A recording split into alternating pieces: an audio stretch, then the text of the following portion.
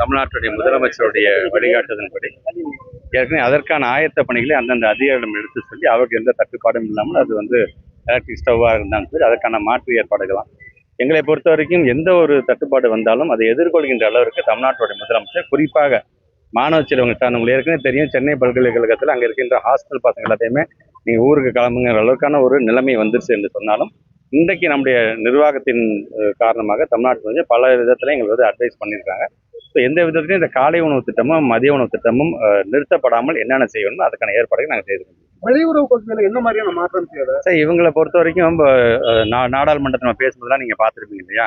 இன்றைக்கி வெறுமனே ஒரு 2 நாட்களோட போர் அப்படின்ட்டு இல்லாமல் இதை முன்கூட்டியே அவங்க தீர்மானிக்காமல் குறிப்பாக போன ஜூன் மாதத்திலிருந்து நடைபெறுகின்ற ஒரு போர் இது. இந்த போர் வரும்பொழுது உங்களுக்கே தெரியும், நடுப்புற நம்முடைய யூஎஸ் பிரசிடென்ட் ட்ரம்ப் அவர்கள் என்ன மாதிரியான மிரட்டல்கள்லாம் விடுத்த போது நம்ம எந்த அளவுக்கு அடிபணிந்து போய்விட்டோம். அதனால தான் நம்முடைய ராகுல் காந்தி ஐயா அவர்கள் சொல்லும் போதெல்லாம் பார்த்தீங்கன்னா நீங்கள் சரண்டர் ஆகிட்டீங்க, நீங்கள் சரண்டர் ஆகாமல் நீங்கள் எடுத்து சொல்லியிருக்க வேண்டும். இன்றைக்கி சைனா பார்த்தீங்கன்னா அவங்களுடைய வெளியுறவு கொள்கைகள் சார்ந்து அவங்க சரண்டர் ஆகாமல் இருந்தனால தான் இன்னும் ஒரு 200 நாட்களுக்கு அவங்களுக்கு தேவையான அந்த சிலிண்டர்ஸ், அவங்க தேவையான எரிவாயு அவங்க வைத்திருக்கிறார்கள் அப்படின்னு கூட அவங்க எடுத்து சொல்லியிருக்காங்க. ஸோ நம்ம பொறுத்த வரைக்கும் ட்ரம்ப் மிரட்டினார்னா இவர் உடனடியாக அடிபணிஞ்சு போயிடார். ட்ரம்ப் சரி ஒரு 26 நாட்டுக்கு நீங்கள் 30 நாளுக்கு நீங்கள் ரஷ்யாவில் நீங்கள் கச்சா வாங்கிக்கலாம் அப்படின்னு சொன்னால் சரிங்க அப்படின்ட்டு போகிறாங்க. எதிர்த்து குரல் கொடுக்கக்கூடிய அளவுக்கு அவர்கள் இல்லையே அப்படிங்கிறது தான் நமக்கு மிகப்பெரிய வருத்தம். அதனால தான் என்னோட தோழமை கட்சியை சார்ந்தவங்களாம் பேசும்பொழுது இது ஏதோ தமிழ்நாட்டுக்கு மட்டுமல்ல, ஏறத்தால் 140 கோடி மக்களை கொண்டிருக்கின்ற இந்திய நாடு என்று வரும்போது உங்களுக்கு பலமாக எல்லாரும் இருக்கும்பொழுது நீங்கள் ஏன் சரண்டர் ஆகுறீங்க? அப்போ அதுக்கு என்னென்ன காரணம்லாம் இருந்து விட போகிறது என்றுதான் இன்னைக்கு விவாத பொருளாக இருக்கு. பாஜக கூட்டணி சேர்ந்தால் அது திமுகவோட தேர்தல் வாக்கு எண்ணிக்கையை கூட்டணி அப்படிங்கிறது முடிவு செய்யப்படும் போது தான் வர முடியும். யூகத்தின் அடிப்படையில் எங்களால் அது பதில் சொல்ல முடியாது. இல்ல, தமிழ்நாட்டில் குற்றங்கள்லாம் நிறைய நடக்குது. அதை மறைக்கிறதுக்காக தான் பாஜக திமுக என்டிஏவோட போதுன்னு சொல்லி புரளியை கலக்கி வருவதே திமுக தான். இல்லை, அப்படி இல்லையே. இன்னைக்கு நாங்கள் என்னென்ன திட்டங்கள் செய்து கொண்டிருக்கோம் சரி அப்படி பார்த்தாங்கன்னா நீ ஒன்றிய அரசு ஏதாச்சும் ஒரு தவறு செய்தது என்று சொன்னால் அதை எழுத்து கூட அவங்க எதுக்கு பேச மாட்டேங்கிறாங்க. அது சார்ந்து கூட ஒரு கருத்தை கூட சொல்லாமல் இருக்கிறாரு இல்லை. அந்த கருத்தை சொல்லும்போது தானே மக்களோட நம்பிக்கையை உங்களால் பெற முடியும். ஆக நீங்கள் மக்களுக்கான குரலாக இன்னைக்கு பேசிய நம்முடைய தோழர்கள்லாம் பேசுனது மாதிரி ஒவ்வொரு ஆர்ப்பாட்டம் போராட்டம் என்று சொன்னால் நம்முடைய உரிமைகள் பறிக்கப்படும் பொழுதுனா யார் களத்தில் நிற்கிறாங்கன்னு பார்த்தீங்கன்னா எங்களுடைய மதசார்பற்ற முற்போக்கு கூட்டணியை சார்ந்தீங்க தோழர்கள் நாங்கள் தான் நிற்கிறோம் நாங்கள். ஆனால் இன்றைக்கே எதையுமே வாயை திறக்காமல் அவர் சொல்வது என்பது மக்கள் எதையும் பார்த்து கொண்டு தான் இருக்கிறாங்க.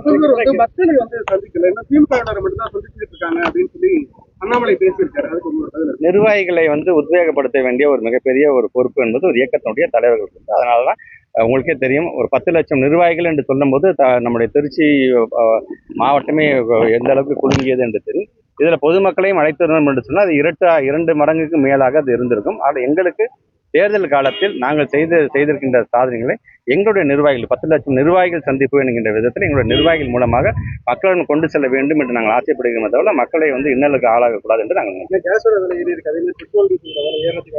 இதுவரைக்கும் இல்லை. கண்டிப்பாக அதற்கான தட்டுப்பாடு வந்தது என்று சொன்னால் அதற்கான ஏறுவதற்கான வாய்ப்புகளும் இருக்கும். அதனால தான் முன்கூட்டியே அதற்கான திட்டமிடல் வேண்டும் என்று நாங்கள் தொடர்ந்து வலியுறுத்தினோம். முன்கூட்டியே திட்டமிடல் செய்திருந்தது ஒன்றிய அரசு செய்திருந்தது என்று சொன்னால் இந்த அளவுக்கான ஒரு நிலைமை வந்திருக்காது என்றுதான் எங்களுக்கு.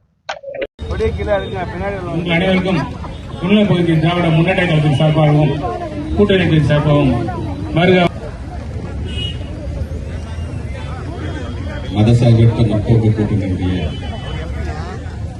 முடிவின் குறிப்பாக இந்த ஆர்ப்பாட்டத்தை தலைமையேற்று நடத்தி கொண்டிருக்கின்ற என்னுடைய பகுதி கழகத்தினுடைய செயலாளர் அண்ணன் தர்மராஜ் அவர்களை ஒன்றிய அரசு இன்றைக்கு வழங்காமல் இருப்பது, நமக்கான திட்டங்கள் எதுவாக இருந்தாலும் அதை முடக்க நினைப்பது, அதற்கான அனுமதியை தராமல் இருப்பது என்று அதன் தொடர்ச்சியாக இன்றைக்கு நாம் வீட்டில் சமைக்கிறதுக்கான சிலிண்டருக்கு கூட ஒரு தட்டுப்பாட்டை ஏற்படுத்துகின்றதுக்கான அந்த நிலையை எடுத்து சொல்வதற்கான ஒரு ஆர்ப்பாட்டம் தான் இந்த ஆர்ப்பாட்டம் என்பது. நாட்டு நடப்பையும் நாம் தெரிந்து கொள்ள வேண்டும் என்பதற்கான ஒரு ஆர்ப்பாட்டம் தான்.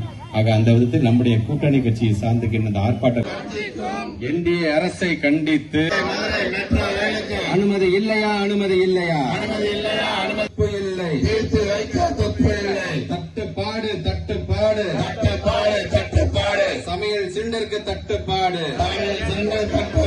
தோற்று போச்சு தோற்று போச்சு தோற்று போச்சு தோற்று போச்சு, மோடியின் வெளியிட்டு போச்சு தோற்று போச்சு தோற்று போச்சு தோற்று போச்சு. கண்டிக்கிறோம் கண்டிக்கிறோம் கண்டிக்கிறோம் கண்டிக்கிறோம். தமிழ்நாட்டை வஞ்சிக்கும் டப்பா இன்ஜினை, தமிழ்நாட்டை வஞ்சிக்கும் டப்பா இன்ஜினை ஓகே போக்கிடு போக்கிடு போக்கிடு போக்கிடு சிலிண்டர் தட்டுப்பாட்டை போக்கிடு சிலிண்டர் தட்டுப்பாட்டை போட்டுவோம் எதிரிக்கும் துரோகிக்கும் பாடம் புகட்டுவோம் பாடம் புகட்டுவோம் விரட்டிடுவோம் விரட்டிடுவோம் விரட்டிடுவோம் விரட்டிடுவோம் டெல்லி அணியை விரட்டிடுவோம் டெல்லி அணியை விரட்டிடுவோம் காத்திடுவோம் காத்திடுவோம் 500 ரூபா 1000 ரூபாய் செல்லாதுன்னு சொல்லி லைன்ல நின்று பல பேர் செத்து போனதை நம்ம கண்கூடாக நாம பார்ப்போம். லைன்ல நிக்க வச்சாங்க.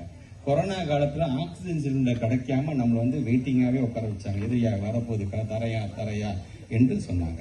இன்னைக்கு சிலிண்டருக்கு புக்கிங் பண்ண போற இடத்துல கூட 24 நாள் கழிச்சு தான் நீ புக் பண்ணிட்டு லைன்ல எங்க பார்த்தா நம்மள வெயிட்டிங் லிஸ்ட்லயே வைக்கிற அவங்களுக்கு வருகின்ற தேர்தலில் நம்முடைய நாட்டு மக்கள் வெயிட்டிங் லிஸ்ட்ல தான் வைப்பாங்க அப்படிங்கறத சொல்றதுக்கான ஒரு ஆர்ப்பாட்டமாகத்தான் இன்னைக்கு இதெல்லாம் நடத்திருக்கோம். இங்க நம்ம எதுக்கு முன்பு நடத்துறோம் பார்த்தீங்கன்னா ஒர்க் ஷாப்புக்கு முன்னாடி இங்க நல்ல இன்ஜினை உருவாக்கி தந்துட்டு இருக்கோம். ஆனா ஒன்றிய அரசு டப்பா இன்ஜினாக இன்னைக்கு நம்ம ஆட்சி செய்யணும்னு நினைச்சிட்டு இருக்காங்க.